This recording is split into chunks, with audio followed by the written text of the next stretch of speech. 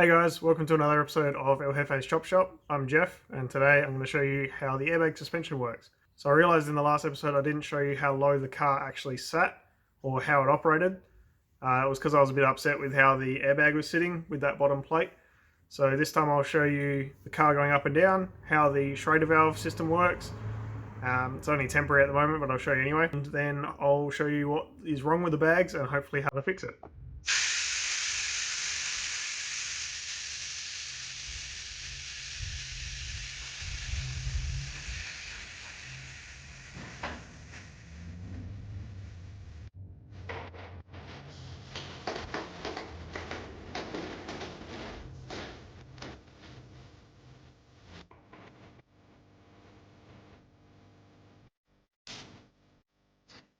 So we're in the engine bay of the Crown here, and you can see in my hand I have a Schrader valve, and there's a few adapters to get it to a push lock fitting for the airline. So the Schrader valve is exactly the same as what is in your car tyre. So you can see there it's the same as in your car. So if you push that little centre dot, the air will be released, and then it goes down the airline and into the airbag with two push lock fittings, one on either end. So this is only temporary for now, so I can move the car around and roll it with air in the bags. But later on I will be running airlines all the way to the back into a compressor system with valves and a controller. So the other side's exactly the same. The Schrader valve's down there. So once this is done, I'll be able to have all four corners pumped up, roll the car around until I get the air management system hooked up. So the reason these two aren't hooked together is because they would share air, which would be fine. But the second the car started to lean, it would let all the air out of here and put it in here. Not necessarily immediately, but it would be a bit annoying. So I've just run one on either side, and I'll do the same on the back when I do the back corners, and it'll all work for now. So letting the air suspension down is the same as letting a tyre down. So I just have a small drill bit here just to push that pin. You can hear the air escapes, and the car goes down.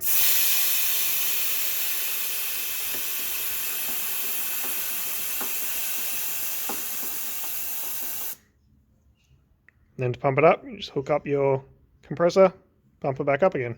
So the Crown does sit reasonably low.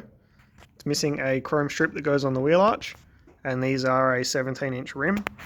So the tyre, it's just tucking tyre, which is not too bad, but it is on air, so it should be tucking rim. That's the only way to do it, which it was doing before I installed the bags correctly. When I was testing everything and did all the templates, it was tucking rim. So there's an issue with it sitting on the airbag, which I showed you yesterday. I'll get under the car and show you again. So you can see the airbag's actually getting pinched between the arm and the chassis. So I need to fix that so that it can sit lower.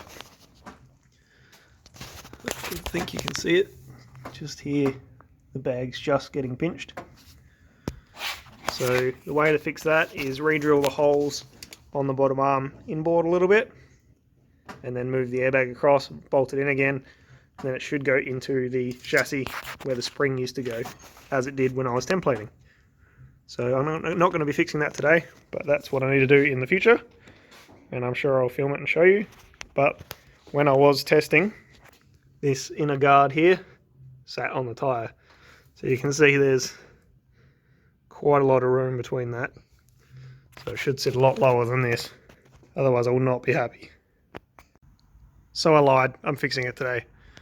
I fixed the drill press, tightened the belts up, and just marked these new holes. So these are the 3 holes that hold the airbag on, moving them back 40mm, or just over 40mm to these 3 spots.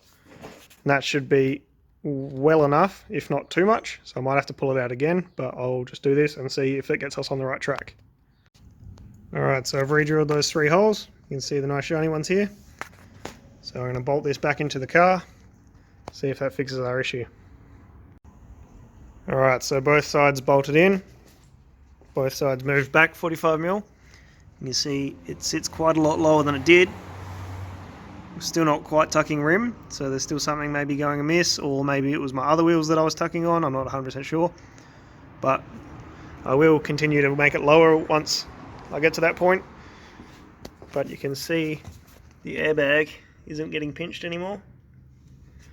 So come underneath the car, you can see that chassis rail is almost touching the arm, so it's all good. So I just grabbed a torch. You can see in there it's quite low, almost touching the chassis rail. Come back down here.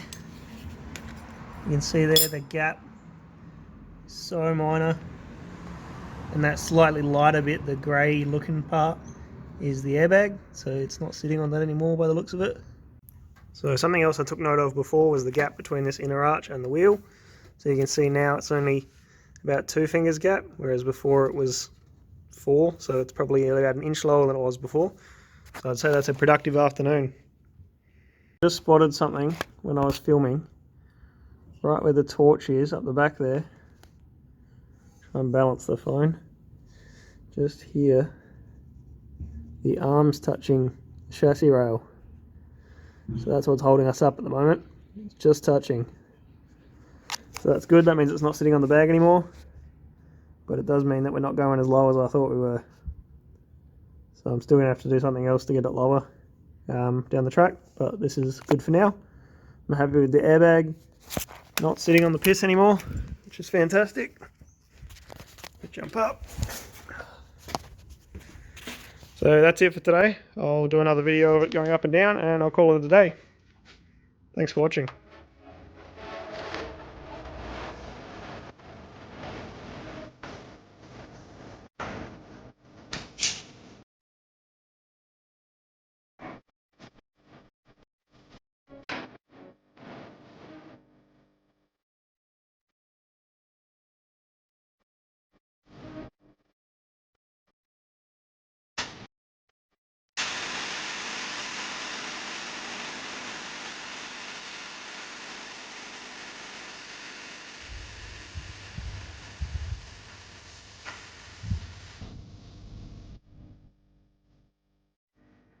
I can't help myself. I'm lowering the crown some more. I've made a small spacer to go underneath the ball joint, and that will raise the spindle up like a drop spindle, and it should lower the car that little ½ inch to an inch that I need. So I bought some 12mm thick aluminium, and I've marked the template out of the ball joint, and I've drilled it and cut it, and here's the time lapse.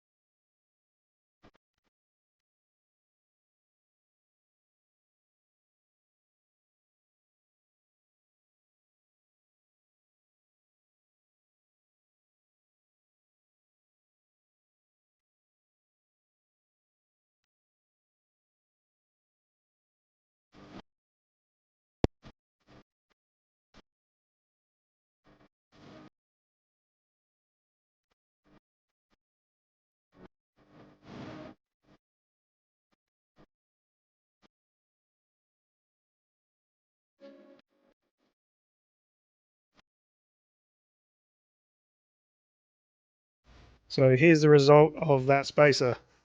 You can see it here underneath the ball joint. So that spacer is 12mm thick, but the ball joint itself is probably another 8 to 10mm thick. So overall I get about 20mm, which is about how much I need. So the way this was mounted before is the ball joint was underneath the arm. So this surface here on top of the ball joint used to mount underneath the arm. So the whole thing was this much plus the arm down. So this should work out alright. So I'll install it in the car and we'll take some measurements. So I'm here on the driver's side of the crown, and you can see this gap here is what we're trying to eliminate from the guard to the rim. So if I throw the ruler in there, you can see it's around about 30 mil. So I've only got about 20 mil of spacing at the moment, so I may have to make another spacer, but that's why we're testing these things. So I'll jack the car up, unbolt it all, and put the spacer in, and lower it back down, and we'll see how much of a difference it made. So it definitely made a difference, but it made about as much as I thought it would. Because if you look at that, we've got about 10 mil left. So I need to make another one of those spacers, and then I'll make 2 for the other side, and then I'll probably make one for the top arm as well. So you can see the spacer in place here. So I plan to add another one on top of it to make it about 30 mil, plus the ball joint thickness. So I can't do that tonight because I haven't got long enough bolts. But if you look at the top, I mentioned about making a spacer for the top. So I'd like to space this ball joint up as well. That way this will get closer, which is not ideal. But it'll keep this arm and the bottom arm on a very similar angle. Might be unnecessary, but I'd like to keep the steering geometry as close as I can to stock. So I'll put a little spacer in here, 2 spacers down the bottom, and that should get us the 25 to 30 mil lower. And it should also keep the steering reasonably similar to standard.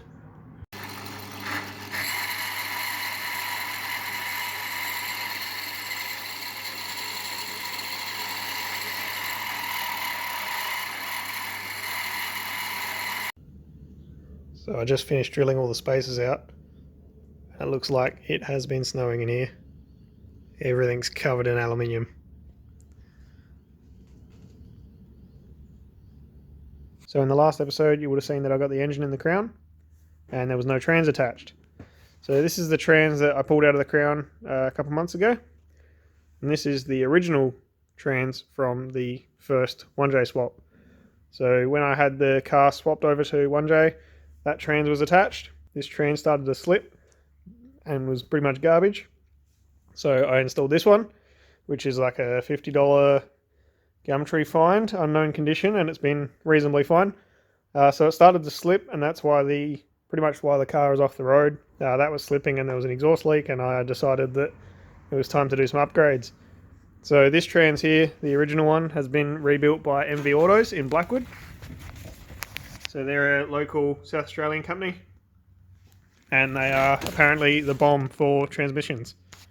So this is fully manualised. So I went with their suggestion on what to do for this trans. That's as big as it gets, as built as it gets. Anything more than this and they start snapping input shafts and output shafts. So this is the biggest, baddest A340E you can get without doing billet parts. And I've also got a new stall, which is I think out of 2800. So I've got these two side by side so that I can see if there's anything different. So I've noticed there's a clip here, but it's not on that one, for example. And there's a mount on this one that I need to put over to that one. And anything else that's changed that I've swapped to this one. So that one was originally in the car, swapped all the parts to this, driven on this for about a year as well. So now I need to take the parts back off of this and put them into the new one. Just been sorting out the boxes of parts for the crown. So I found the flex plate and the 2 little spacers. And I found the original, they're the stall converter bolts. Then they're the flex plate bolts, and that's I think the bell housing bolts, I have to check. So over here we got the new ARP flex plate bolts. So these are for a Porsche, but I've been told that they fit a 1J. So there's the part number there if anyone's interested. So next up is this Quicksilver B&M shifter. So this is a ratchet shifter, and it's a bit different to normal. So with this one, you have to pull it up. So I'm in park currently. You have to pull it up, and then you've got reverse, neutral, and it drops down. So I don't know if you can see that. It's drops down again. So that's neutral. Then you go back again. That's third. Back again is second. Back again. That's first. So first, second, third, then neutral. Or come back to third and go up, neutral, reverse, park. So this is one of the original T-handles for the crown. It's the original 83, 84 model shifter. So I've adapted it so it actually sits nice and snug on the new B&M. So this one I've been using as a tester. The other one's got the pin, the button that you normally press with your thumb. That's been glued in, so you can grab the whole thing. One finger under here, one thumb under there, a few fingers under the front. However you want to hold it, pick it up, and then you can click your gear. So it'll look all factory and like it did in 1984. So to go with the trans and the new shifter, we've got a B&M cable, which is just a regular cable. One end goes to the shifter and one end goes to the transmission. We've also got these brackets which MV Autos make themselves for a B&M shifter to Toyota trans. So that goes to the trans and then onto the cable and then onto the shifter. Then I have this 4-speed Toyota automatic manual shift box. So you wire this in, and from between the shifter and the trans, and this tells the trans what gear to pick and how it all works. Finally, I have a PWR trans cooler. So there's plenty of goodies floating around for the Crown. I just need to get them all installed, and I'm going to start with the trans. So I'm going to put these two side by side, work out what I need, work out what I don't need, and then tomorrow when I come in, try and put the flex plate on and get the trans bolted up. Alright, so the new day, and I've been shopping. So I grabbed some auto trans fluid for the converter, so I can put that into the trans and get it into the car at some point. I bought some new bolts for the bottom ball joints, and some new bolts for the upper ball joints. So I got these from United Fasteners, they're normally really good. There's all the addresses on there if you're interested. And then my mate Dale stopped past my work today and gave me some parts for the B&M. So I'll show where these come into play later. I also grabbed these two small nuts for the B&M cable. So they go up the top there and hold the shifter on. So I probably won't need them, but it's always good to have spares just in case. So as I was saying yesterday, I've swapped all the things onto the new trans. So this is the old mount off the other one. I've ordered a new one because as you can see this one's starting to come apart. So that'll be here in a few days. And I also put on the B&M bracket and the other bracket from MV Autos. So I'll set the shifter up and show you how it operates. So on the end of the B&M cable here you can see the part I was missing. So Dale had a spare one. So shout out to him for giving me that and bringing it to my work. That was awesome. So you can see that pin here goes into the brackets that MV made and makes the Toyota gearbox work with the B&M shifter cable. So the transmission is in park at the moment and I've got the shifter between my feet and it's all hooked up with the cable. So I'll just show you through the gears and you'll see how this moves with the cable. So it's in park, lift up, go back a gear, so that's reverse, back a gear again, that's neutral, back a gear a third time, that's third. You can see that the shifter drops down quite a long way, so that's third gear. Then back again, second, back again is first. So because this is fully manualized, you have to do all of that every time you want to stop, which is a little bit annoying, but that's alright, we'll get used to it. So then you just go first, forward to second, forward to third, forward to neutral, and then go back into third. So up and forwards to neutral, then up and forwards to reverse, and up and forwards to park. So reverse, neutral, third, second, first, second, third, neutral, back to third, up and forwards to neutral, up and forwards to reverse, up and forwards to park. So this is the other end of the cable coming from the transmission. It bolts to the shifter here to keep the outer sleeve fixed. Then the inner sleeve goes to this pin here. So I was missing a circlip for that. So thank you Dale, he's supplied me with another circlip, which is Perla. So that's all that holds the shifter on. And I've shown you how the shifter works, so that's the entire shifting system.